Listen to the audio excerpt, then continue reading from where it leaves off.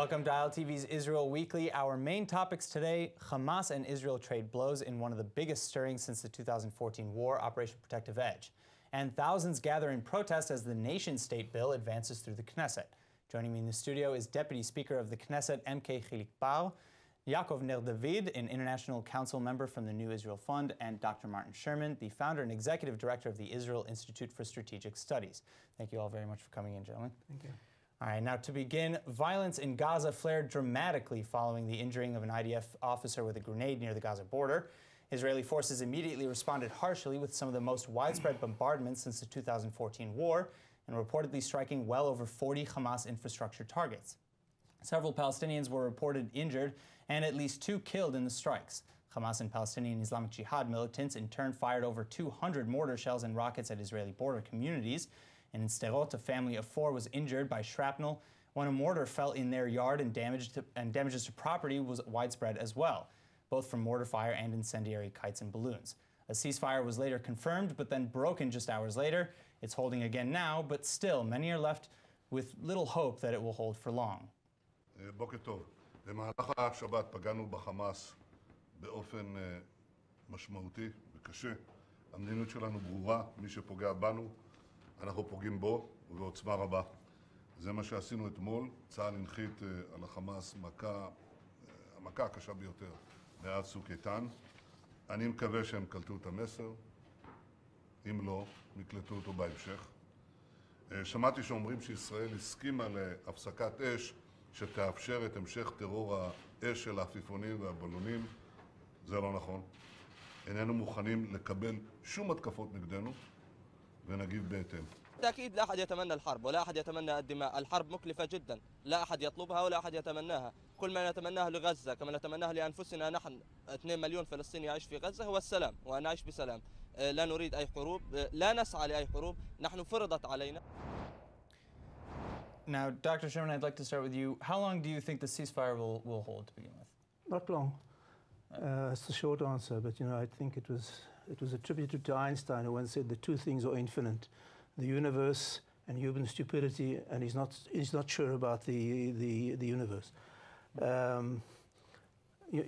What you're seeing here is a total collapse of the land for peace doctrine, exposing the imbecility of thinking that you can actually appease tyranny with political concessions and territorial withdrawals. And the point is, and I've said it before on several programs before, in the end, there will either be Arabs in Gaza or Jews in the Negev. There won't be both. And what you're seeing is that the government has basically, up until now, legitimized arson, because since May, the Palestinians have been burning Israeli fields, and it's only a matter of good fortune, not good intention, that dozens of people haven't been consumed by the flames.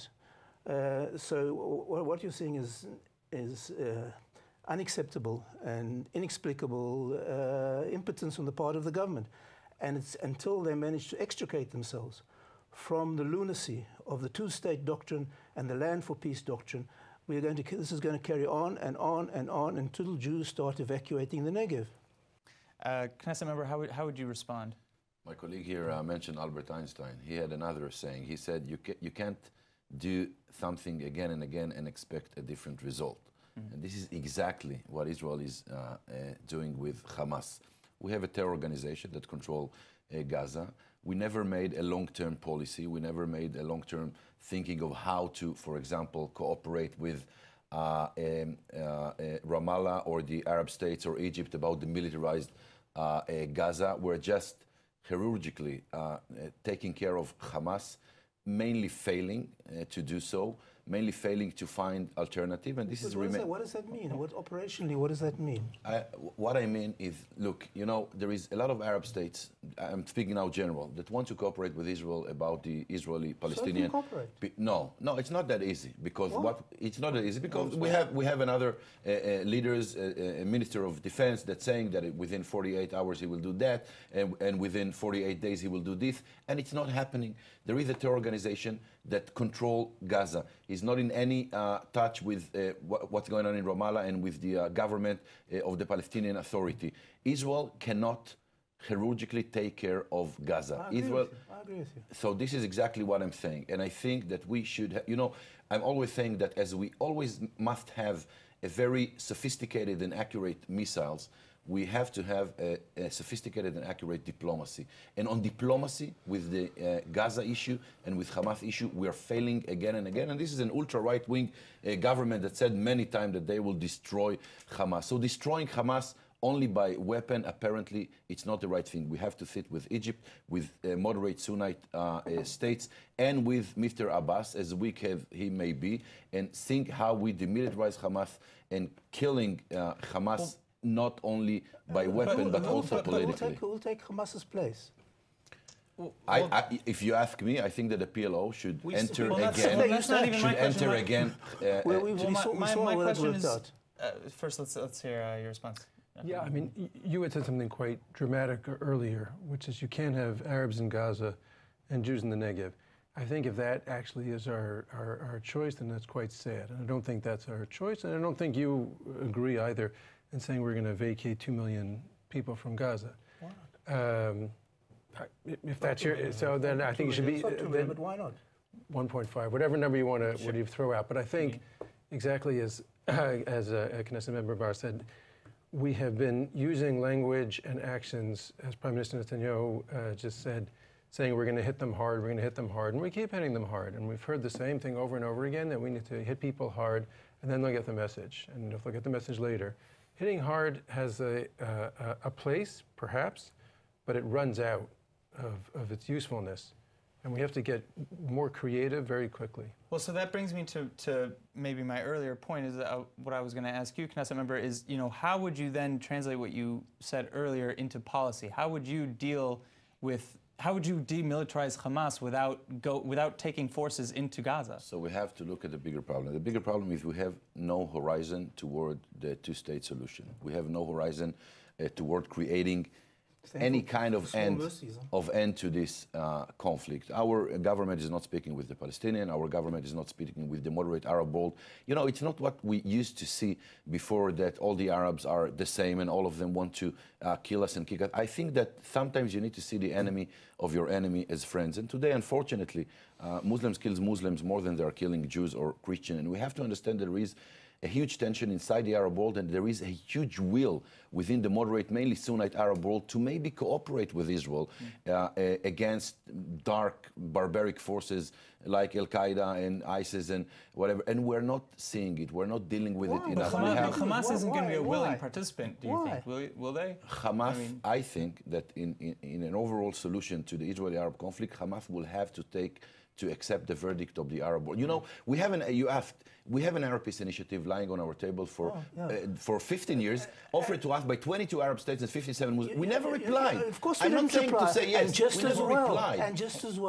just as well, because that Arab initiative involves four elements. One, I didn't say that we should accept the Arab Peace Initiative as a whole. But that's the initiative. You want to leave the Golan? No. You want to leave the Golan? If I was Prime Minister tomorrow, I wouldn't say yes to the Arab Peace Initiative. Don't put words in my mouth. So what? But I will tell you, you can say yes. To what? I wouldn't. To the Arab Peace Initiative. You can say no, and you can say yes, but. But even this, yes, but, we never replied to the Arab Peace Initiative that can be a part of a solution also to Gaza as part of a two-state solution. Absolutely. What part of the Arab Initiative do you accept? The 4 parts: leaving the Golan, dividing Jerusalem, going back to the 67 borders, accepting the refugees, and... are you speaking with Arab leaders?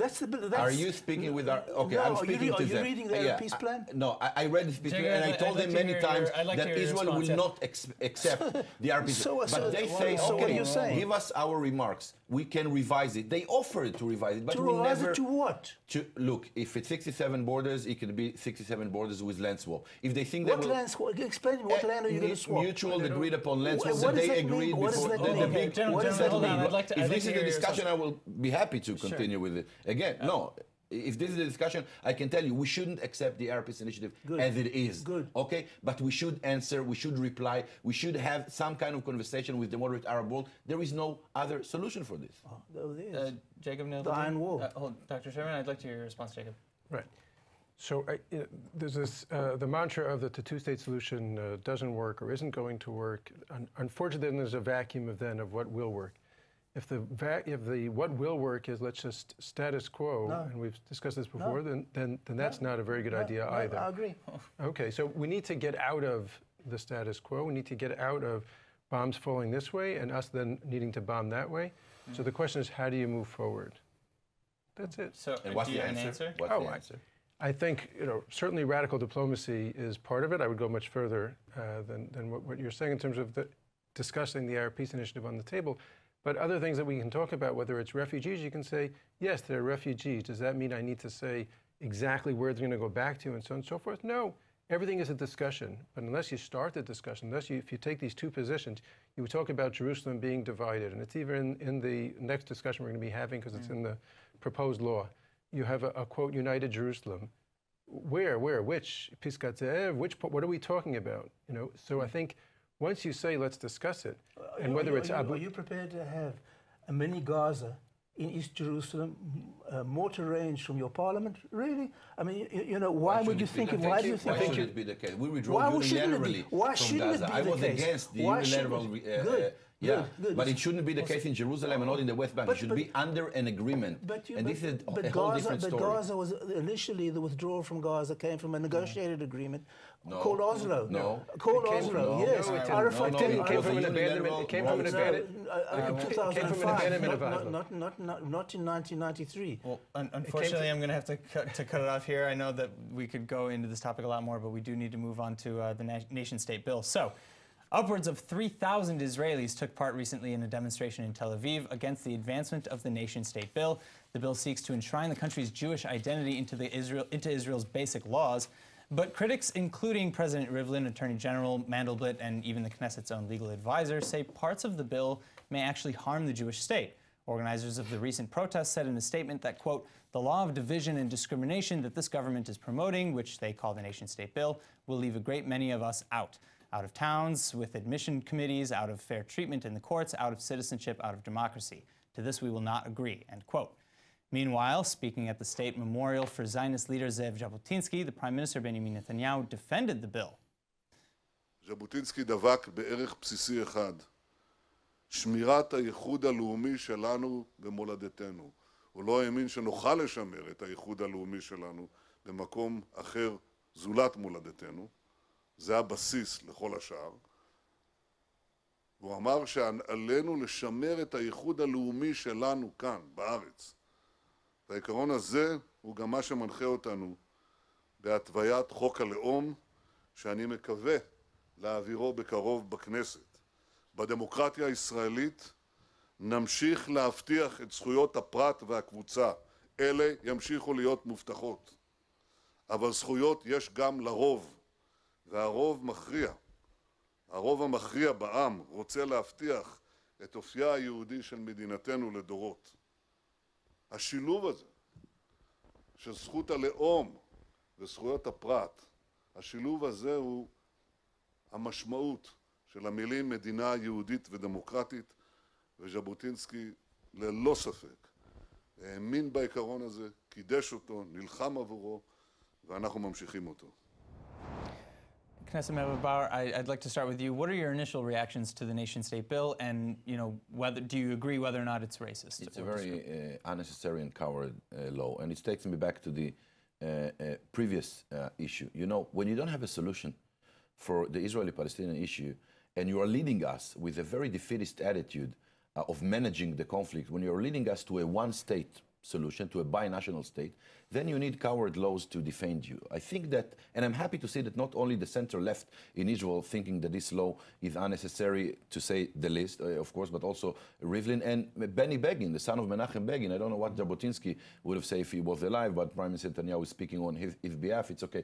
But I think that when you think that one day you will have one state from the river to the sea, you will need laws to protect the Jewish minority, because then we will not be a majority. I think that the solution that the central left believes in, the two-state solution, is de facto the nation-state bill, because it means that we will have here a Jewish majority forever and ever, and it will be the nation-state of the Jewish people. And then you can... So how can you preserve a Jewish majority in a country with a growing Arab population? I mean, that's a very real possibility that eventually, if you extrapolate... So you're asking me this when you're talking about 80-20.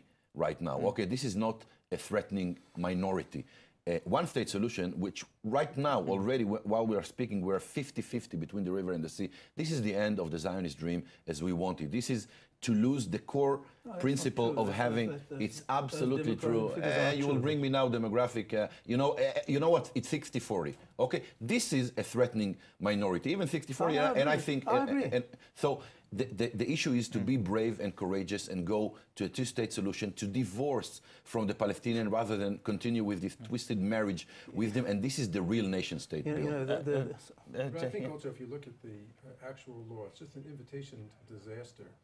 Almost every single line of it. Well, I would strongly disagree. I understand, but let me just finish my point.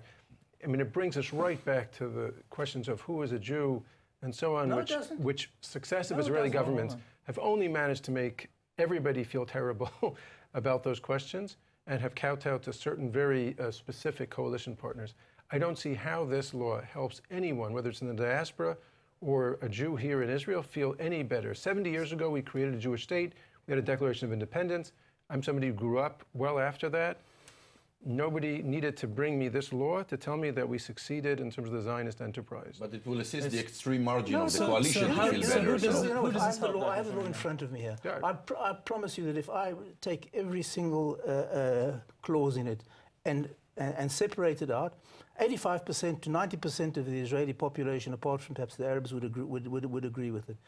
You know, I find the opposition to this law quite astounding and quite disturbing, because I think it shows the failure of the national will of the Jewish people. You know, at this table, three-quarters of the people sitting at this table weren't born here. They came here only because it was a Jewish state. Now, I think that we're promoting Jewish states in the Labour. We believe in a Jewish nation state. So why do you? So I understand what you object to in the law. Because this law takes rights of other people and hurt the second. How can you possibly say that? Look, it doesn't no right. Don't ask me. I'm from the Labour Party. Ask Ruby Rivlin, our president. Ask Benny Begin why they're objecting to it. Here's the law. Yeah. One single clause in this law that says that non-Jews. Of course. What about hold on. Just one last sentence. The Declaration of Independence, which is basically a mirror image of this. No, it's not. It's not. I wish it was the case. Promises civil rights, civil equality for non-Jews, but only national rights to Jews. And this is what this says. So why do we need it? I think we are reading two different laws. Why would you say that this? Why would you cooperate? Why would you cooperate with the most I'm asking you a separate question. I'm asking you, why do we need it right now, in this period in time, this week? Why would you say that it's Judophobic? Why do we need it? Why would you? I'm just asking I think that's a good point, though. Why is it necessary to pass it right now? Because I think there are many elements within the Israeli society who would much rather have a state of all its citizens, which neither you nor myself nor you would have immigrated to if that was the case. And I think there's an ongoing process of trying to undermine the Jewish character of the state. And look at the third largest party in the Knesset. The third largest party in the Knesset is an anti-Zionist party composed of different fractions, from communists to Muslim fundamentalists, and the only thing that unites them is their anti-Zionism. So I think this is an important document. And this explain to me why. Okay, so hold on. What clause I will tell you, because it's proved us that this binational state, this one state that none of us would immigrate to in the 40s or in the 30s, in this kind of state, we will need bills to protect the Jewish majority or the Jewish minority. But I'm saying if one day we will divorce from the Palestinians to two states and we'll have her a non-threatening minority and a Jewish majority, this is the real Zionism. Not to have this or that bill to protect us. You brought up Einstein's quote about trying the things over and over and getting the same result. Why don't you apply that to the quarter century of efforts to try and separate I can the give you two-state solution? I can give you an Why- analysis of why- why did we fail and who was the blame. It was partially our blame and other blame. But you know what? So we tried 3-4 times and failed. Three, so four what? times, quarter so of a century. fine. And So how many what? people died? You know, How I many want to people tell you one died in thing. that attempt? I hosted here Bertie Ahern, that was the Prime Minister of Ireland, and he solved with Tony Blair the conflict. And he told me, you know what, Chilik? It took us between 700 years to 1,000 years, depend from where you count, to solve the Northern Irish conflict. You can wait. You can wait and solve it, but you can solve it after 70 years with a real courageous leadership. And this is right cool, now like Yitzhak what we don't Rabin. have from You said both. you had something to say, Absolutely, like Yitzhak Rabin, like Menachem Begin, and like others. Absolutely. Instead of bringing this back to the Israeli-Palestinian issue, which I happen to agree with what you're saying, but instead of bringing it back to that, let's talk about just legislating Jewish character. Do we want to legislate the Jewish character of the state? If so, oh my goodness, we need to spend several lifetimes all together in the Beit Midrash discussing what does it mean, the Jewish character. Let's go. I'm happy to go line by line. I did read the law. I did read the law beforehand. I would actually love to go line by afternoon. line with that as well. Unfortunately, we have run out of Not time. even one sentence? Well, it's what we have time left for is the silver word of the lining. day. Yeah, the good word of the day. Jacob, would you like to start us off with something positive, something to end on that is not, devastating news for the world? Thank goodness the World Cup is not being played between anybody who we need to worry about in terms of the Jewish people being to blame. So I hope either one of them win. Well, I'll add on to him here. The fact that so many bars and restaurants tonight are going to be showing the World Cup shows at least that the population here doesn't feel a sense of existential threat. So Yeah, that's true. Exactly. I will connect the World Cup to our subject. I launched today, together with the ILC, a campaign to the world, to our fellow parliamentarians, about the fire kites, the terror fire kites, telling them that more than 6,000 soccer fields was burned in Israel, in Gaza, because of these kites, and they should understand it's a terror, and we demand a reaction by our foreign colleagues from parliaments around the world to do something against this barbaric and terror regime in Gaza. So I hope they will listen to our campaign. I hope so as well. Thank you all very much for coming back in. Knesset member Chilik Bar, Jacob Nir David, Dr. Martin Sherman, thank you all so much for joining us today in the show. Unfortunately, that's all the time we have today for ILTV's Israel Weekly. Again, I'd love to thank all of you for tuning in as well. Remember to follow us on Facebook at Israel English News and on Twitter at ILTV News. I'm Aaron Porras, and we'll see you next week.